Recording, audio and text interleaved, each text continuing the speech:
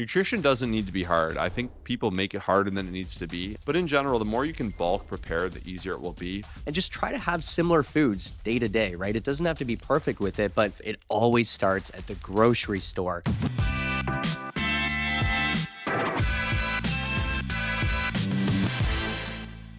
What's going on, everybody? Welcome to the Fit, Healthy, and most of all, Happy podcast. I'm your coach and host, Josh, here with His co host and co coach, KG, and I'm in the house. And today we're going to be talking about 7 ways to simplify nutrition so you can stay on hack. This was an episode we did about a year and a half ago, and it did extraordinarily well.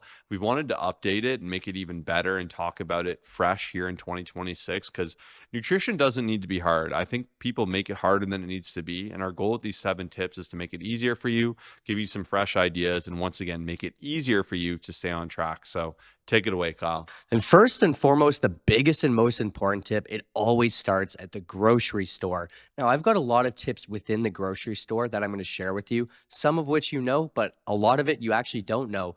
The first thing is going to be you need to shop the perimeter. So when grocery stores are designed, they are designed to get you to buy all of the most random stuff. They're designed to get you to spend a lot of your hard-earned money. And I hate to say it, but a lot of them are designed to push you off track. Even when you think about it, a lot of the aisles, a lot of the stands that are there, they have a big marketing budget, like especially those stands. You'll see like the most unhealthy foods there. You have to try to avoid those temptations. And I find an easy way to approach it is just start by doing the perimeter, walking around the outside. That's where you're going to see the fresh veggies, the fresh fruits, the meat, and a lot of good stuff that's actually for you. Of course, if you have a list, and that's another tip, please go in with a list. If you do not go in with a list, you will spend hundreds of dollars more, and there's a very high chance you will end up getting a bunch of garbage. And then my last tip here is just to be super consistent with it. If you're someone who says, "Oh, I'm just going to grocery shop like when I need stuff and here and there," and then like 3 days goes by and you've just gotten takeout like consistently, this is not going to work. So you need to try to pick a time, be super consistent with it, and just overall make the right decisions. And speaking of making the right decisions, I just want to share when it comes down to actually being in the grocery store, an easy way to approach it is breaking down protein, carbs, fats, and then maybe on the side, it could be additional snacks, which we'll talk about afterwards, and maybe sauces and fun foods and stuff like that, because there is a place for it, of course. But I find when it comes to protein, starting and looking for foods that are very high in protein and low in fat is an incredible way to approach it, right? And I'm going to use a couple different examples. A core of my diet is and will always be skinless, boneless chicken breast, just because it is high in protein and is just very low in fat. I find it's one of the best sources of protein. Lean ground turkey and chicken, something I've added in recently. I am a big fan of salmon and tilapia as well. Lean ground beef. Plain Greek yogurt has just been like an absolute staple and something I've had literally for years for breakfast every single day. So my main tip here when it comes to protein sources is try to avoid things where it's like maybe 30 grams of fat and 30 grams of protein. Like it's just not going to be as beneficial. It's going to be harder to stay on track. When it comes to carbs, very simply, I find the best sources are brown and white rice, sweet potato, regular potato, quinoa, and then any fruits. I promise you, like you cannot go wrong with any of the fruits between bananas, berries, all that stuff. And just a reminder, please make a list. Like when you write down and you say, hey, I'm going to get all these things, it makes it so much easier to stay on track. And then even when it comes to fat sources, a lot of people forget about fats. They just think that it's non-existent and shouldn't be a thing. But I find when you choose the right fat options, it helps fill your diet up with all the right stuff between avocado, eggs, hemp hearts, natural peanut butter, cashews, walnuts, all that good stuff. And what we're going to do today is a little special here for you. We've never given it away. It's something that we put a lot of time into. We actually made a suggested foods list. So basically all the protein sources, all the carb options, all the sauces, all the fun foods. It's in a PDF that you can get completely free. Just message me and all you have to say is suggested food list to my Instagram at ColosssusFit, COLOSSUSFIT. You'll see a lot of graphics. You'll see a bunch of different tips, and this will help you make the right decisions in the grocery store. And if you start strong with good decisions in the grocery store, it's very likely you'll stay on track day to day and week to week. Yeah, you can only work with what you have access to, in the grocery store is where you definitely want to navigate that. We used to make a lot of videos like top cutting foods, top bulking foods when we were kids in school at the big grocery store near us. We got kicked out of a couple grocery stores, and this was before YouTube was as big as it was, and people gave us the weirdest looks. It was a very uncomfortable. They were uncomfortable videos to film, but they were absolutely awesome. But we realized it's more efficient just to make a big document where if you need different inspirations for protein, carb, fat sources, and foods that fit under that healthy veil, you can absolutely do that. But there's so many good options, and that's where just going to the basics of understanding how to eat, looking for your protein source first, having a healthy carb source for energy. Carbs will help with energy. Fats have their place as well with hormonal regulation, satiety. They're the most calories per nutrient, but they have their place. And I think people are quick to demonize carbs, fats, and they'll underlook the importance of protein. So in a nutshell, like you really should be focused on protein and calories and make sure you have a reasonable balance between carbs and fats. In the past, I've always kind of recommended like a 30% protein, 30% fat, 40% carb kind of split, but that is so general and it may not apply to you. There's so many nuances to this. Everyone's entirely different. But as a whole, like you can use this list to give you some inspiration for different protein sources that'll work for you based on your interests, different carb sources that work for you based on your interests. So it is a really great tool to have, and I definitely recommend it. And also, we included the macronutrient breakdowns of it because depending on your goals, you can utilize different sources. So for me, if I have more calories and I want to have a tastier protein source, instead of chicken, I'll go for a lean beef. It's going to have more fat, but for me, it's healthier. Well, sorry, it's not healthier. It's tastier. I think most people would objectively agree. I love chicken, but beef is like, it's awesome. And if you're bulking, you want more calories, you can utilize something like that, right? So the more you can understand the different sources and where they fit and how to fit them in your diet, the more it's going to be to your advantage to making nutrition easier. Additionally, some other grocery store tips I heavily recommend is Walmart pickup. So we've been utilizing that more. And what's nice is sometimes the downfall of the grocery store is you're in there and you're like, ooh, I haven't had Cocoa Puffs in a while. And you grab that. Like when it's in your house, you're going to eat it. You're going to work your way through it. So with grocery pickup, it's just like, okay, I'll get this, and this. I mean, pulling up to Walmart, it's no extra charge and someone comes, loads it into your trunk. Like to me, I can avoid that whole situation. Kyle really likes going to grocery stores. It's not my favorite. I really dislike going to grocery stores, but yeah. Whenever Anyways. we go to Florida, Kyle had a grocery store to day ratio, I think of 1 to 2 Yeah. every other day. He was going, it was kind of a crazy situation, but if you want to go less, you can. But I actually like going to grocery stores, all joking aside. I don't mind it. I just don't like to go too frequently. So find a system that works for you. I like that Walmart pickup, and then bi-weekly, usually I'll go to Costco. And for me with Costco, I can get big portions of berries. I can get a ton of yogurt. I can bulk buy ground beef and chicken, and I can really bring the cost down. And I think where people will go wrong is they'll go to Costco and they won't get those things. And they'll go try all these random samples and they'll buy a 82 pack of some odd like plantain chip or some weird snack or something, and then you're stuck with it. You either throw out all this stuff or you're just eating all this garbage. So be really critical what you bring in your house, right? And the more you just have good food, cook good food, understand your schedule and what works for you and stock around that, I find you can avoid a lot of the nonsense and you can have like a better starting position. Because if you're like in a candy shop, right, and you're hungry, you're like a kid in a candy shop, you're just going to go grab everything. So you want to have that base of support to support that 80/20. And generally for me, when I want to have something like more fun, I'll go out and drive for it. I'll make it more of a treat, and I've had some more success there. So those are just some extra grocery tips for me. But my next tip is utilizing meal prep service when necessary. So when we had our second son, Matthew, we got ahead of it, and we knew that was like a tough time. Cooking was the last thing we wanted to do. You just want to order in, like there's a million things going on. You just end up eating the same thing. Like it wasn't ideal. So I'm like, let's get in front of this. Let's order a meal prep service for at least the first, I think it was month or 2 months. And it just took that out of the question, right? And what's hard too is like when your life switches so much like that, even going 1 to 2 kids, you can really normalize just like ordering in food or eating garbage or whatever it is. So like just planning ahead and getting in front of that is so good. So either ordering a meal prep service, or if you have more time, meal prepping, because meal prepping is awesome. You can have more food for the week. You can do a more micro version of this. We're trying to work on it, like making a bigger portion when we do cook and then having the same leftover the next day, because some people hate meal prepping. So like I'm not eating the same thing 5 days of the week. So you kind of work against this from cooking every other night, making a bigger portion and prepping some of it out or keeping some for a lunch. But in general, the more you can bulk prepare, the easier it will be.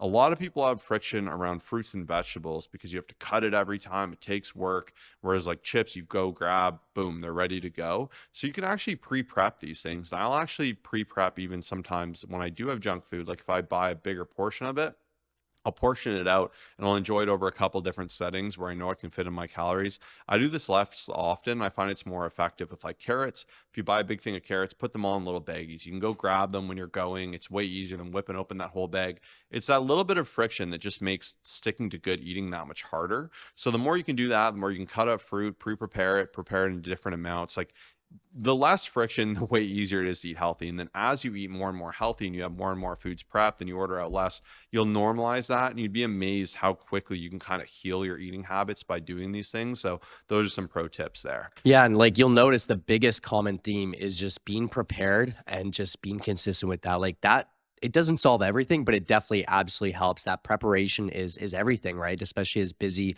lives take over. And that's going to bring me to the third thing is just like have easy to prepare meals saved in my fitness pal and just try to have similar foods day to day, right? It doesn't have to be perfect with it, but as an example, like my breakfast that I've had every day for the last few years, what's nice is I've kept it very consistent. The odd time I'll change my fruit. You know, the other day I added a kiwi, awesome. But like I can just click one button, it stays the exact same, and I have zero thought, like zero thought of what am I gonna have, when am I gonna have it? Like there's no questions asked. And to be honest, like we have only so much willpower, and it's been said that we have hundreds of decisions to make per day, food wise. And if we can make it as simple as possible, and once again, I'm not saying like every day have broccoli, chicken, rice, have broccoli, chicken, and rice, like only have Greek yogurt. But the point is that if you can have a good core of your week and they are simple, recipes, they're simple meals that you just have on repeat, that you don't have to take too much time to log, that you don't have to take too much time to prep, and you just are okay with having similar things, it makes the journey so much easier. And I remember when I was struggling the most, I used to be so excited with like it always needing to be different. Like I would be like, I can't have something 2 days in a row, or, I can't have the same thing that I had last week. But I'm just like, why? Like it's just easy, it's simple. I can just have a saved meal in my fitness pal. So I click one button and then it shows me everything, and it just makes it easier. And if it's easier, it's going to be easier to stick to. So that's going to be tip number three. Yeah, and it doesn't even have to be the same foods. Like for me, you can bulk log your common food. So like if you're someone who you make healthy burrito bowls at home, you have a smash burger, you make it home with lean ground beef and you make it fit. I do like these little mini healthy pizza variants. I have this big salad I like these are kind of the core dinners. We'll rotate through like maybe 10 of them most often, and every so often we'll do something more exotic. But I have all of them logged and tracked in ingredient by ingredient. I understand the portion sizing. It's super easy, and it's the same thing about removing friction, right? So most often we'll kind of have a certain schedule of foods we like or what we eat or common things we have, and you can actually bulk them together. Like even if you buy a certain like burger at the grocery store and a certain bun and certain ingredients, and you always have the same sauce, like you can literally just call it Josh's burger or Josh's Subway order or whatever it is. Like it's so much easier if you just do that because you're removing friction instead of every time ingredient by ingredient. And what's nice when you save them like this, when you track them, it'll log them all as a meal. And if you're like, oh, I didn't have mayo today, you can just delete the mayo and that log will be as accurate as possible. So this is a big tip. Next one though, I talked about this a bit, is healthy snacks. So snacking has a place, but if you're always just like looking for that next thing, that yummy thing, like you're kind of training the behavior of like food is like what's going to make me happy. Food is fuel, right? You can have a snack. There's nothing wrong with having a snack or two a day, but oftentimes people are always munching on something and you're kind of creating that behavior. Instead, what I like to do is have like one snack. I try not to have snacks after dinner if I can help it. I just find it's a dangerous precedent and pattern. Maybe you're more disciplined than me, but I find like when you get something tasty at 9 p.m. and you're watching a show, like you just can't stop. You want to keep going. You want to grab more. So mid-afternoon, I've really reworked my snack to be more centered around maybe I'll have a little bit of something fun. I usually try not to. Like here we have Yasu bars, so I guess there's some protein in them, but it ultimately is like a Greek yogurt ice cream. So it is fun, but generally I'll pair that with like veggies or another protein snack because This is where usually when people have snacks, they'll have a lot of carbs, a lot of fats. And Jocko Willing said snacking is for children. And it's funny because most of my kids' snacks are really high fat, high carb, right? Like they're just energy snacks for children. So I think when you eat like that as an adult, it can put you so behind nutritionally because you can actually consume a ton of calories and not as many calories of nutritional value. If you think traditional snacks like muffins, bagels, like I know these are more breakfast snacks, but the principle holds true. So I think it's something you want to evaluate its place in your diet. If you're bulking, like power to you, utilize snacks. But I think most people are looking to cut. So this could be an opportunity to be like, okay, I'm going to have a bunch of carrots. I'm going to have some delicious fruit. And I'm going to have a fun protein snack. Like examples are you can have like a protein shake if you want. You can do protein chips. You could literally have just like I'll have like lactose-free cheese, which is really high protein. I'll portion that out. You can do some nuts and legume. Like there's really a million different things you can do, and we have a lot more on the free guide we're giving away with this episode. So it'll give you a lot more inspiration of things you can kind of have readily available, and it will remove friction. It will better support you having your macros, and by you having more protein with your breakfast, your lunch, your snack, it gives you a little bit more leeway to have a little bit more fun dinner, and that's where that 20 and the 80/20 can come in. And next up, it's so important to have healthy staples on the go that you can rely on. So I will be the first person to say I get life happens. There'll be a time you have done your meal prep, you did go to the grocery store, something happens, or a soccer practice ran late, or work ran late, whatever the case is. Most people are only good within nutrition when they're in a perfect situation. The goal is to become great no matter what and find a way to navigate even during tougher times. So for us personally, like we go out to eat for lunch most days, and a lot of what we do is we just choose the right places, right? So typically burrito bowl spots, sometimes Greek spots have like really, good choices, and then even sub places. Typically places where you actually have control to build your own and you can get a high amount of protein and a solid amount of veggies. Even, for us, Chick-fil-A is quite solid. There's a kids play place. Like you can get some good macros there and like, stay on track quite well. But most people end up struggling because they just end up hitting up drive-throughs and they don't have those places that they can rely on, right? Because you're just like, oh, I'm gonna grab whatever's at the corner there. Let's go. 7-Eleven here, there's a hot dog. All right, I'm just gonna grab that. I'm starving. But when you start to normalize going to these places, maybe sitting in if it makes sense, and just like choosing the better option and having these places and knowing, hey, I'm going to, go here if I need to, or if I'm running late, or if something happens, or whatever the case is, it makes it so much easier, right? Like the last time I've been to a McDonald's, it's not existent.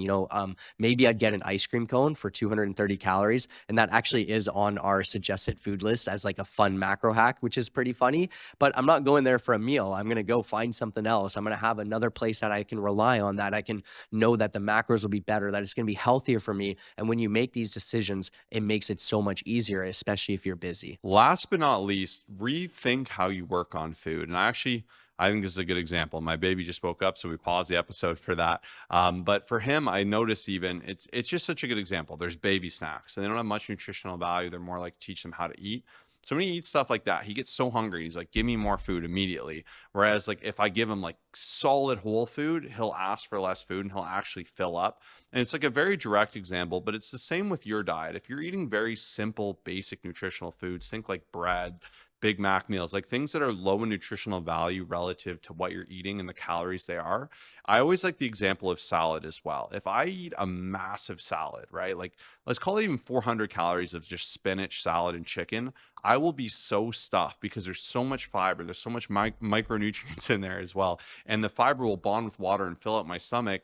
If you're dieting, like if you just fill up with veggies, it's so easy to stay on track. So you do want to make sure there's enough nutritional density there. Of course, you can have fun things. Of course, everything has its play, but you do want to be really critical of this because if like you love your Big Mac meal and you need it every day when you're cutting, like it's just going to consume so much of your calories and the nutritional benefit is going to be so low. Same with sugary drinks, pops. And that's why when you're cutting, you want to be more aware of these things. You want to minimize them. Kyle loves ice cream, but if he's cutting, he can't be having 1,000 calories of ice cream a day. It's not realistic because even if the rest of his food is so good, he's going to be starving. And that's why we definitely recommend utilizing this free guide we have here because we're going to show you the foods that are actually high fiber sources. And easy way to feel more full, satiety, to have better bowel movements, to have better digestion, is to actually have more fiber in your diet. And the American diet does not support being high in fiber. So the more you can be aware of this and start to actually track that as a metric, and that's something we actually help our coaching clients with, the more you can have an edge. So look for more nutritional density, pair that with water as well. Just upping your water consumption can naturally make staying on track that much easier. And I've done it both ways. I've done it like flexible dieting, working in Pop Tarts, like the old school kind of, I'm going to have all these fun things. And it's kind of hard because you're kind of miserable when you start eating good foods. Like I've done cuts where I've like not even been hungry because the food density was just so high. And you can find that play that's reasonable for you. If you're deep in a diet, it might be 90-10 healthy, fun foods. But maybe if you're bulking, you can get away with like 60-40 because you're able to do that. So it's more of a personal decision, but it can definitely support making dieting easier, adding more value to your diet. And once again, you can get that list totally free. Just message me on Instagram. My Instagram's @ColossusFit, saying food list, and I will send that right over to you. Like I said, totally free, no gimmicks. Just wanted to give you some different tools and some different ways to think about it, because I like signing off on my emails for those on our newsletter saying it doesn't have to be hard, because it really doesn't. Like you can see if you implement these tips, like these are just different things that help govern our decisions to make it easier, because I, like everyone else, don't have amazing willpower. So I just find ways to make it easier for me and to set myself up for better success. And sometimes it's just these strategic differences that can really transform your journey, how much fat you lose versus how much fat you put on. So grab that free food list, get better results, get shredded, and crush that nutrition. We'll see you in the next episode. Peace out.